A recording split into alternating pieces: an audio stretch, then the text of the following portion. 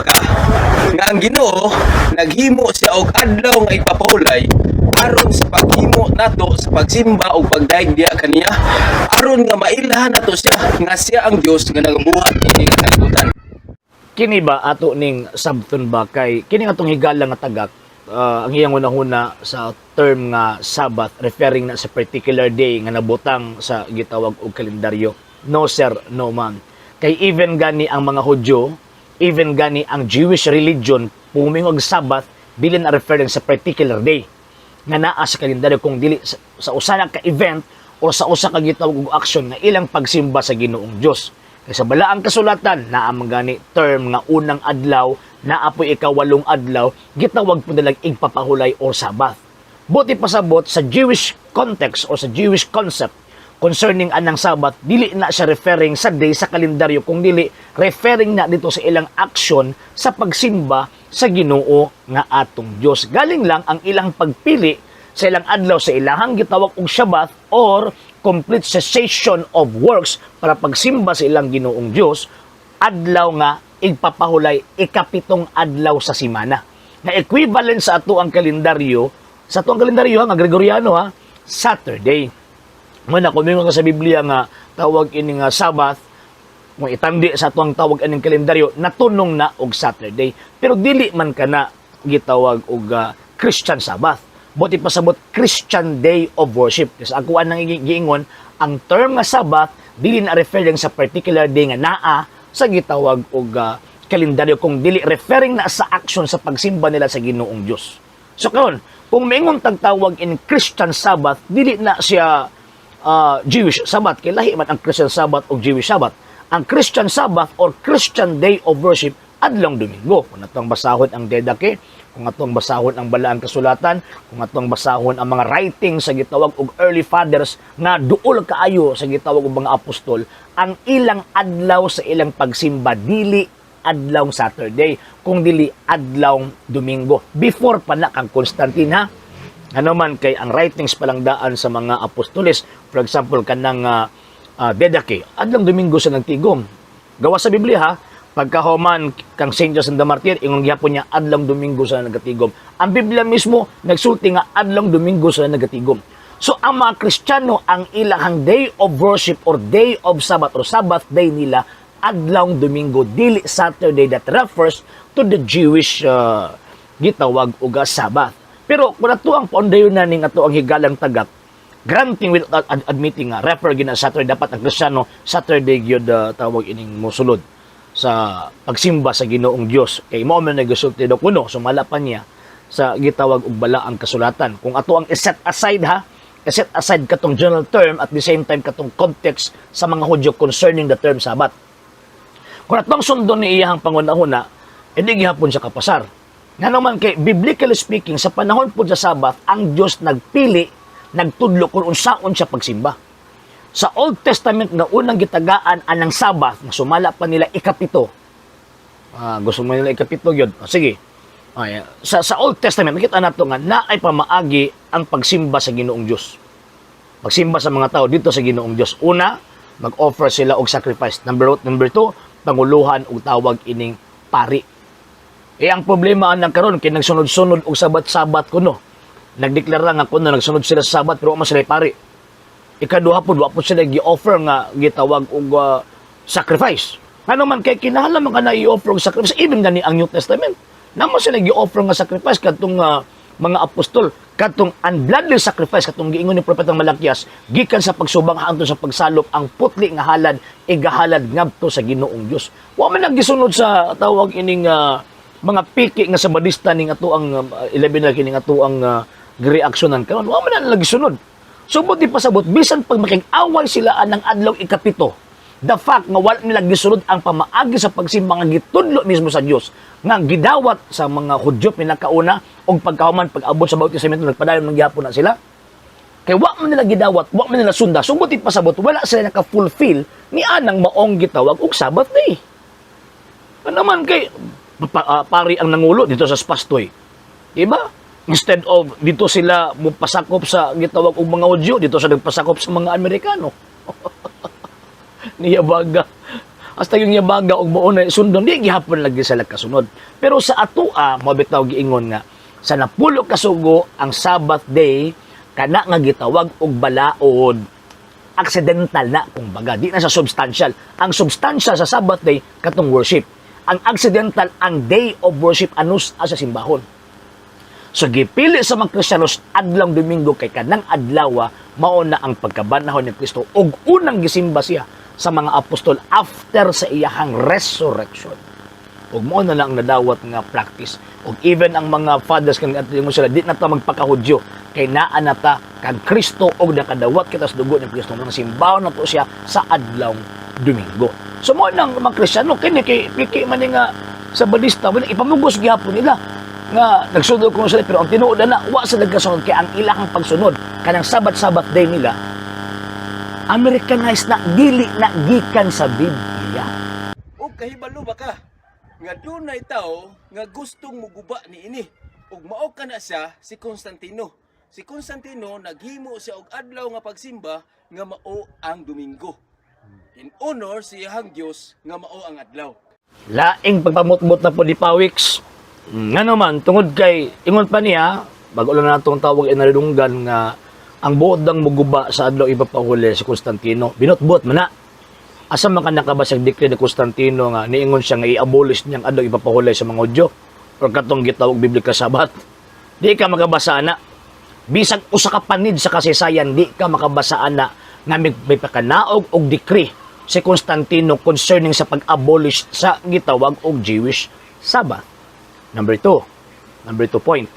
Si Constantino nagdeklara nga ang adlong Domingo mao na ang adlong rest sa tanang sa secular gitawag og empire. Nga naman kay influenced siya sa mga Kristiyanos. Kay kabalo siya before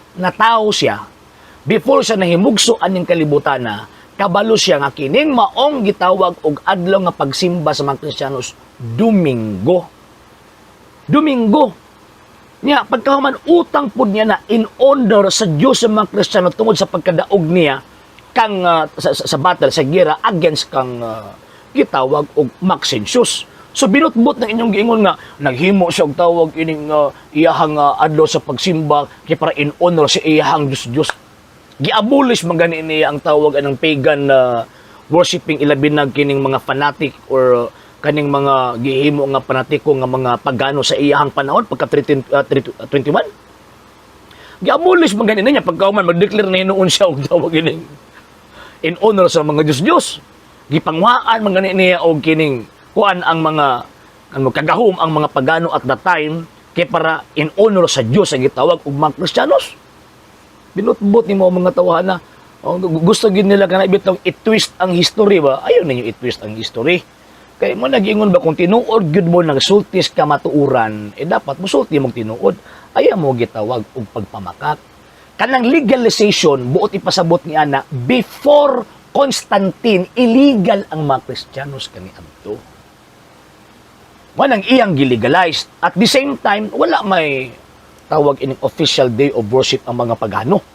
Tanang adlaw mo man ang panahon sa ilang pagsimba kay honor man na sa ilang mga Diyos-Diyosan. Magbitaw nga taga-adlaw ang mga names sa mga adlaw ilahang tawag ang gi-honor sa ilang mga Diyos. Even gani ng Saturday pagsimba na ng Saturno para sa mga gitawag og mga pagano. Pero dili man na mo'y pangunahon ni Constantino.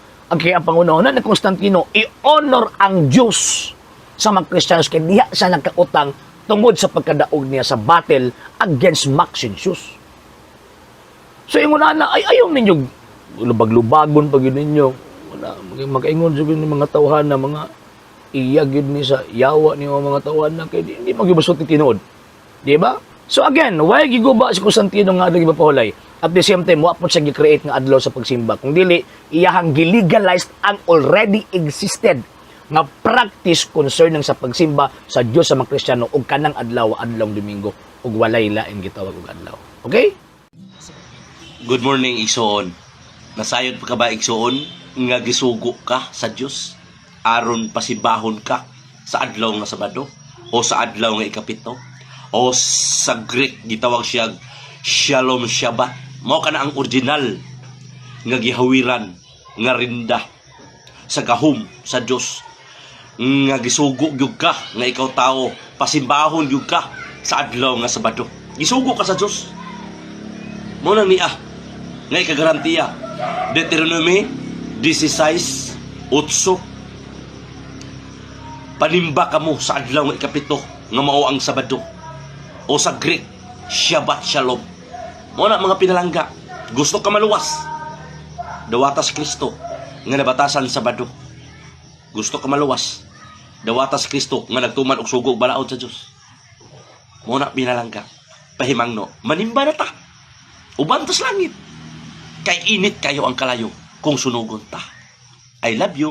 God bless. Og happy Sabat o Saturday sa tibuok kalibutan malipayon ang mga balaan nga nagsimba sa Dios sa adlaw nga Sabado. God bless. I love you. Ay nadugaya. Tara na. I love. Nakasiguro na gyud kaayo si Mr. Kahanap kining ato ang higala nga tawag ining tagak nga membro sa Piking Sabadista nga muadto na siya og tawag ining langit. Pero ang problema magud ana mga sir ug mga ma'am kay wala pagibisag usangan na record nga naay Piking Sabadista nakaabot naglangit. Or even gani ang ilang mga founders, Ellen G. White, Joseph Bates, G.N. Andrews, James White, wa pa nabalita o wa pa nabaniog nga nakaabto na og gitawag og langit. Unya pagkaman nangumbinsi siya para mag-uban daw, para moabto daw og tawag ining langit usan na kada kung yaga-yaga, usan na kada kung binuang mangumbinsi gani mo.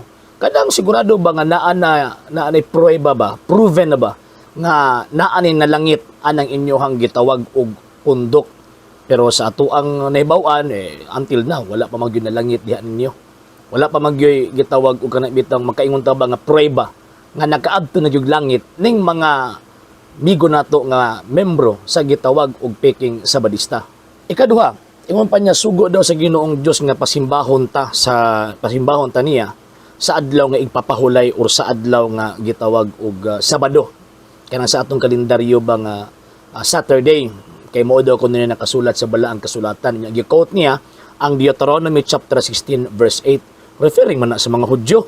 Basahan ragon na ang tibuok context ng chapter 16. Dili ba kanang sa verse 8 included na ang verse 1 nangtod sa gitawag verse 8 referring na didto sa fiesta sa gitawag og pagsaylo nya naaday mo ana.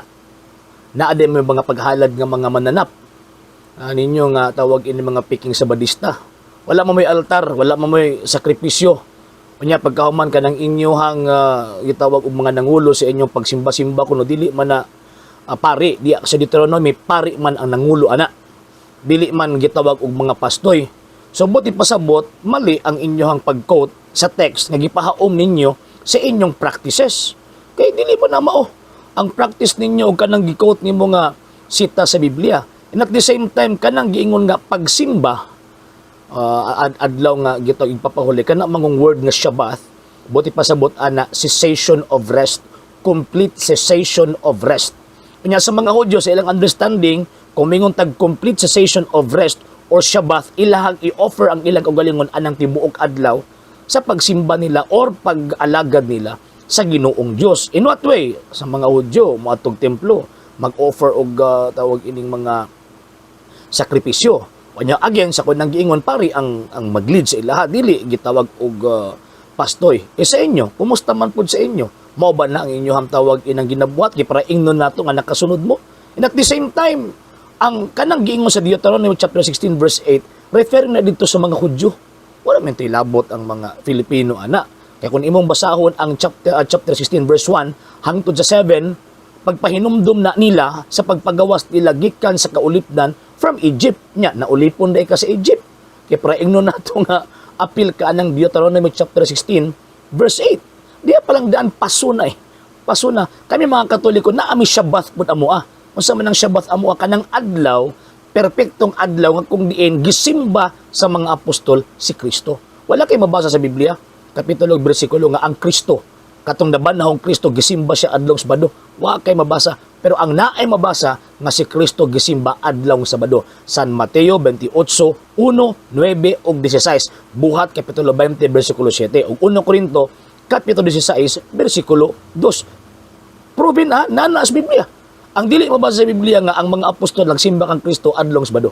Wala na sa gitawag og Biblia. And lastly, kanang ingon niya ba nga sumala kuno sa Greek. Shalom Shabbat or Shabbat Shalom. Question, Greek di na. Naipanultihon ba nga, little knowledge is very dangerous. Di man na Greek, oy. Hebrew man na. Dili man na Greek. Ay, di mo naging uno ba nga, di na lang ta magpaatik-atik ba nga, kamauta niya. Pagka man, mahimo dit ang katawanan, pag-abot sa kinatumihan. Kanang Shalom Shabbat, or tawag ining Shabbat Shalom, buti pasabot ana, the peace of the Sabbath. Shalom means kalinaw, di ba? Shabbat means igpapahulay, cessation of rest. So, kung imong ka nga Greek na, ay imong gibuang imong kaugalingon. Imong gikatawan or imong gibinuangan na imong kaugalingon, nga di man na Greek, Hebrew man na. So, okay. So, again, ang kanang giingon din na nga Sabbath keeper nga nasa Biblia, ang ilang religion, Judaism. Dili na Seventh-day Adventist. Kaya ang Seventh-day Adventist, gitukod na og mga Amerikano og nagikan sa Amerika, dili nagikan sa Israel. Okay? Daghan na jud kog nabasa igsoon, dili lang kini ha, na wala kunoy apostoles nga nagsimba sa Sabat. Igsoon, basaha ang Buhat 13, versikulo 42 to 44, Buhat 17, versikulo 2. Wala mo ka-familiar sa inyohang gi-disagree. Ang teksto igsoon dili lisod pangitaon kung gusto lang gyud pangitaon. Kung gusto lang gyud makita, makita na igsoon. Basin dili ka kulangon sa ebidensya, kulang ra sa pagpangita ug kulang sa pagbasa. Naay panultihon nga claiming and proving are two different things. Ang pag-angkon o ang pagpamatuod, duha ka na ka managlahing butang. Pwede kang moangkon, pero ang problema ana, dapat imong pamatud-an nga nihaom ang imong pag-angkon sa mga ebidensya nga imuhang gitawag o gipresent. Pareha ani, ini nga to ang higalang tagak nga usa ka membro sa Seventh-day Adventist ug nagtuo ko nga gitugutan po din nila nga mga siguro nila ang defensora nga babae sa Seventh-day Adventist. So first point, kung sundon nato ang argumento, ang iyahang tawag ining gipresent ginamit ang Buhat kapitulo 13 o Buhat sa mga Apostoles kapitulo 17. Pagmamatuod nga ang mga apostol kaniadto nagsimba daw sa adlawng Sabado. Nagsimba ang Kristo adlawng gitawag og Sabado. Mahulog nga basig umaabot nga panahon, siya ra mo kontra sa teksto nga iyahang gitawag o gigamit. Kung nato ang basahon ang tibuok konteksto sa Buhat chapter 13 o sa Buhat chapter 17, makita nato nga tinuod nga sila San Pablo misulod sa sinagoga subay sa ilahang nabatasan. Unsa man ang nabatasan? Buti pasabot ni ana kana bang mga teachings, kana bang mga butang or mga practices nga ilahang nadawat nga existido na ana nga panahon. Buti pasabot nga kana nga practices, kana nga pagsimba existido na before pa si San Pablo. Kaya siyempre customary god, nabatasan god. And at the same time, na ay responsabling pundok nga nag-implementar ni anang maong custom, kanang maong gitawag og batasan. So, isa man ang pundok ka, pundok man na sa mga Hudyo, o ang religion nila, Judaism, dili Seventh-day Adventist. So kung matinud-ano ning atong higala, nga tagak gikan sa Seventh-day Adventist, dapat sana, wa sila nagpamimbro sa Seventh-day Adventist Church. Dapat dito sila nagpamimbro sa relihiyong gipasakupan ni San Pablo nga mao ning gitawag og Judaismo. Judaism, di ba? Pero nganong diha man sa nagpasakop sa pundok ipagtungod og mga Amerikano tungod kay ang ilang pagclaim sukwahi kontra sa teksto nga ilahang tawag ining gibasihan.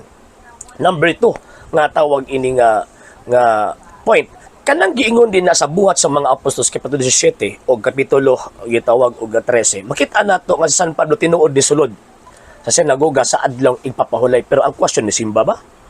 Kung nato ang gitawag og tan-awon ang konteksto, kung nato ang basahon gid mismo ang tibuok chapter 17 o chapter 13, gitudluan giwalihan ni San Pablo ang mga Sabadista.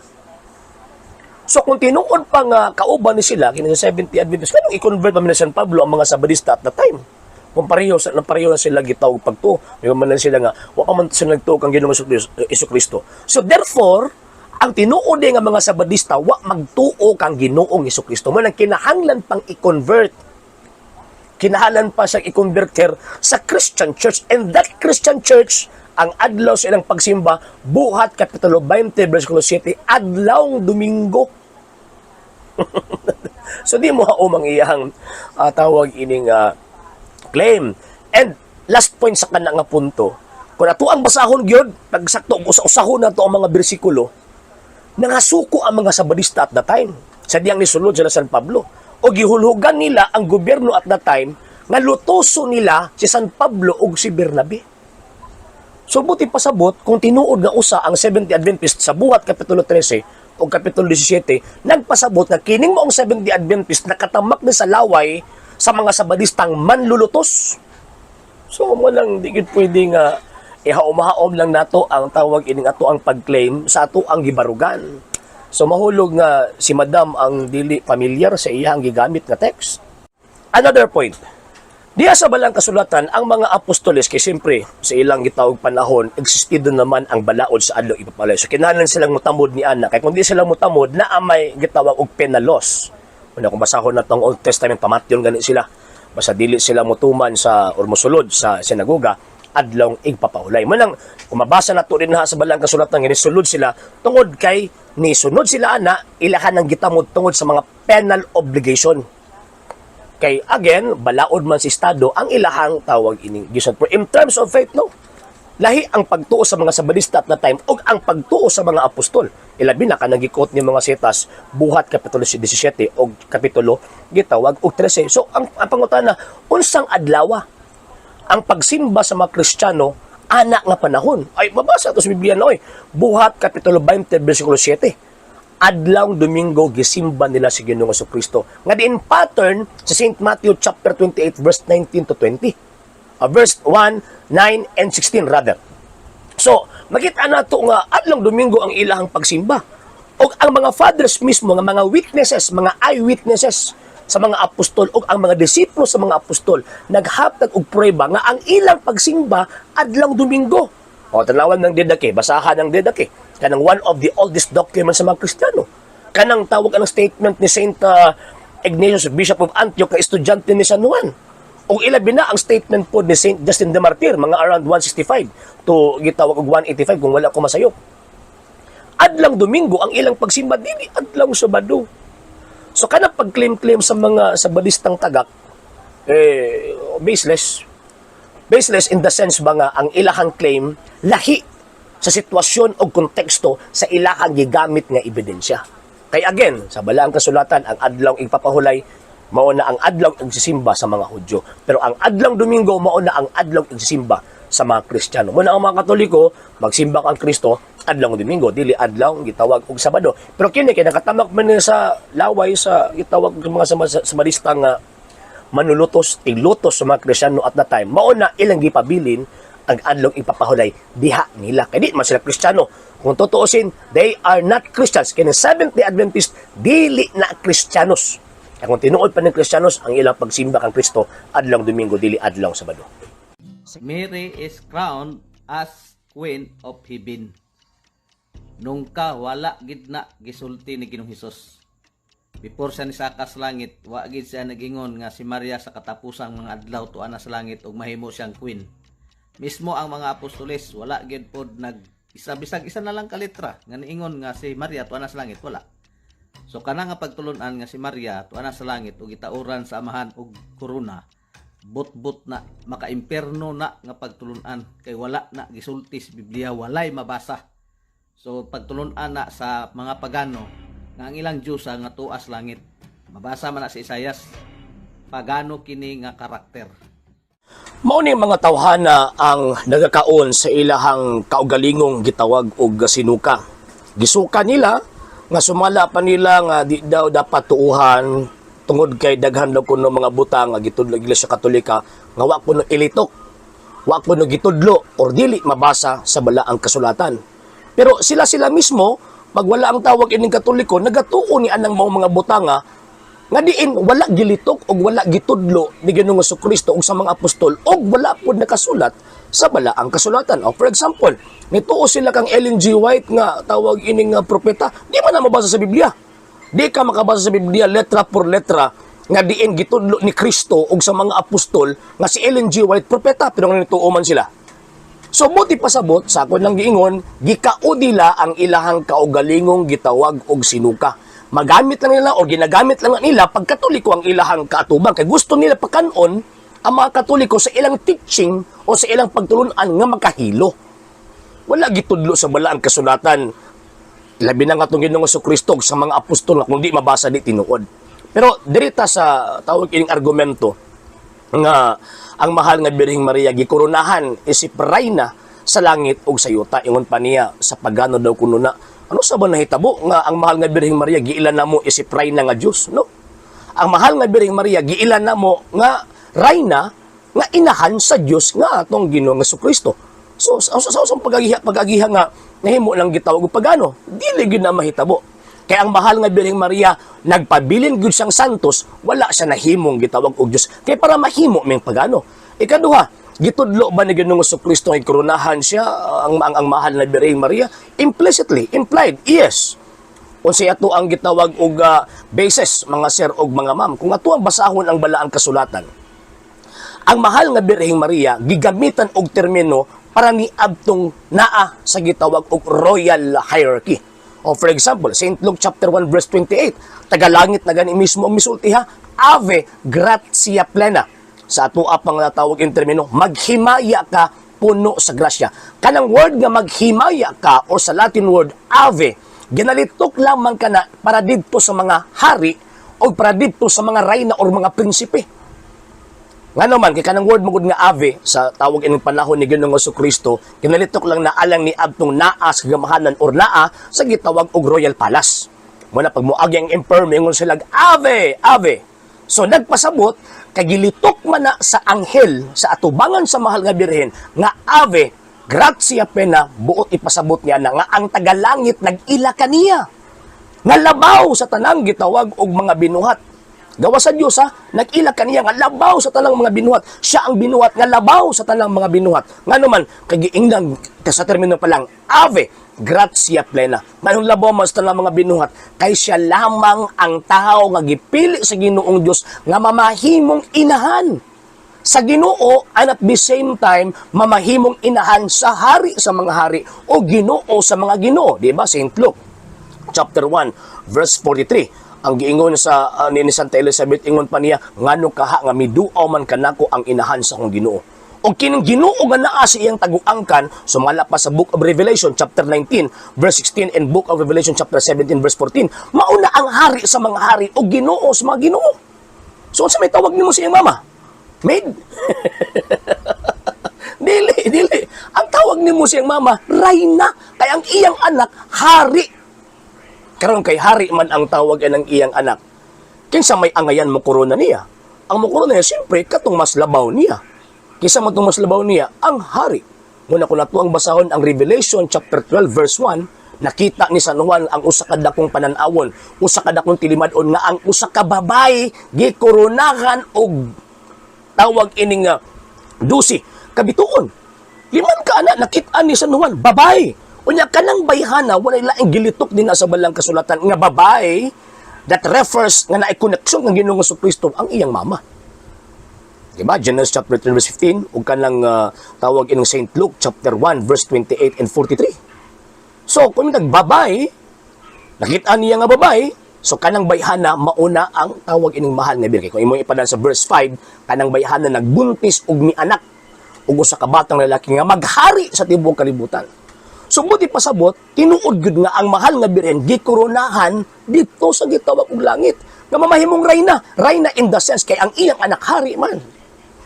So biblical ba? Yes, biblical ka na. Munang simbahan Katolika na ay fiesta na ang mahal nga birhen gikoronahan sa Ginoong Dios nga mamahimong rayna sa langit ug sa yuta. Paganis mo na dili kay ang mahal nga Birheng Maria nagpabiling gitawag og santos, bili sa Dios ang iyang pagkasantos ang hinungdan ang Dios nga naa sa langit mga mao itinubdan sa pagkasantos og tungod sa iyang anak nga si Ginoong Jesucristo nga diin tinubdan usab sa pagkasantos kaya nahimo siyang gitawag og rayna tungod kay ang Kristo hari sa mga hari o Ginoo sa mga Ginoo. Wala kining kaliwat sa yawa, kining kaliwat sa bitin, maningkamot gud sila unsa nila pag-degrade ang mahal nga birhen para ang tao dili maghaptag og pagdaig, dili maghaptag og tawag ining dakong pagdaig ni ining maong bayhana nga sumala pa sa mahal nga birhen ug sukad karon ang tanang tao motawag kanako bulahan. Di man ni tao ni mga tawhana kasi magpangatake kaliwat na sa yawa, kaliwat mas bitin. Inikamatay sa tao, kung buutan siya, lahos sa langit. Ang tradisyon nga itong nadunggan, inigkamatay sa tao nga maldito lahos sa impyerno. Kung tinuod na nga konsepto nga ang matarong inigkamatay lahos sa langit, ang daotan lahos sa impyerno, inigbalik ni Jesus Christ, kinsa man ang iyang banhaon. Tuwa na mas langit, ayaw tuwa na mga pinangga, nga ang daotan karon tuwa sa impyerno. Ha? Kung ang impyerno mo na itong unahuna nga kalayo, asa mo na siya? Wala pa man. Mabanhaw sila human sa usa ka libo ka tuig. Kanus amani matuman. Pagka-taphaw sa argumento sa atong higala nga si Pastoy Vacalares, nga naman tungod kay ang kamatuuran na gitudlo sa balaang kasulatan nga diin mo pa'y gitudlo sa mga apostol, gihulog niya nga dili mamahimong tinuod tungod kay dili matubag ang iyahang gitawag og pangunahuna o ang iyahang question. So asa man daw ko nun ako tinuod pa nga naay langit, tinuod pa nga tawag ining after mamatay ang tao mato sa langit o mato sa impyerno, asa mas lang ron kisa may ang gibanhawon na Ginoong Jesucristo kung tinuod gid nga nanay na langit na po'y gitawag og na impyerno. Pagkamabaw sa gitawag og argumento. Una, sa pagtuong Kristiyano, sa pagtuong Katolika, pag mayong kamatayon, it is only a separation of the body and soul. Ang kamatayon mo anang panagbulag sa lawas ug sa kalag. Ang tawag ining lawas mo uli sa abog mo nang ilubong, nya pagkahuman ang kalag kung espiritu mo uli ngadto sa Dios. Nya sumala pa ni San Pablo, magkahiagom siya rather. Og kining hukom tinagsa, di ba? Hebrews chapter 9 verse 27, nagitugutan ang tao nga mamatay sa makausa lamang ug tapos niya na hukman siya. So buti pasabot karon nga panahon kay wa pa man mobalik ang Ginoong Jesucristo, wa pa man makita atong Kristo para tungaon niya ang iyang katawan sa tuog sa wala, sa karnero ug sa kanding. So nahitabo karon ang particular judgment or hukom tinagsa. So buti pasabot after gitawag og mahukman sa Dios ang tao, kadtong tao nga namatay nga walay grasya, impyerno to. Ang kadtong tao nga nakabaton og grasya apan naa pa siya kinahanglang bayaran tungod sa mga damages sa iyang sala, mao to purgatorio. Pero kadtong tao nga namatay diha sa grasya nga naa na ang fullness kung baga, wa na siya tawag ining bayaran nga damyo sa iyang sala, diretso tug langit pareha sa mga martir. Siyempre, gibara man nila ang ilahang tawag ining sala pinaagi damage sa ilang sala pinaagi sa ilang kamatayon nya pagkahuman namatay sila nga naay grasya katong grasya ni Ginoong Jesucristo. So nganong naglibog man si Pastoy mahitungod ani nga butang, why pagtulunan ang Santa Iglesia Katolika Apostolika Romana nga ang buotan nga tao pagmamatay malangit diretso? Dili ka na ang pagtulunan sa Iglesia Katolika. Ang pagtulunan sa Iglesia Katolika pag ang tao mamatay diha sa grasya, kunya wa na siya bayaran nga wala siya damage sa sala nga yang nahimo tungod kinabayaran na niya diri sa kalibutan, so diri sa langit nga naman namatay sa grasya wa na siya damage, so may bayarin niya sa purgatorio. Pero kadtong tao nga dautan nya pagkahuman namatay diha sa grasya, nakakuha sa grasya ni Kristo pinaagi sa mga sakramento, pagkahuman namatay siya pero wa niya mabayari ang iyang damyos, mapurgatorio to nya. Pero kadtong tao nga namatay nga way grasya, bisan pagbuutan kay ka, ikaw nang pinakabuutan sa tanang gitawag og buutan, namatay ka, nya wala kay grasya, wa kay baunon at tubangan sa Dios, impyerno kag yun. Nga naman kay ang tawag ini pamasahe nato padung langit katong grasya nga giulan ni Kristo didto sa cross. So mo na ang teaching sa simbahang Katoliko. So question, kana bang human sa kamatayon sa karon nga panahon, naabay ka paingnan ang tao? Yes, naay ka paingnan ang tao. Mo na tanawan ng sambingan ni Kristo, St. Luke chapter 16, kanang ang dato og si Lazaro.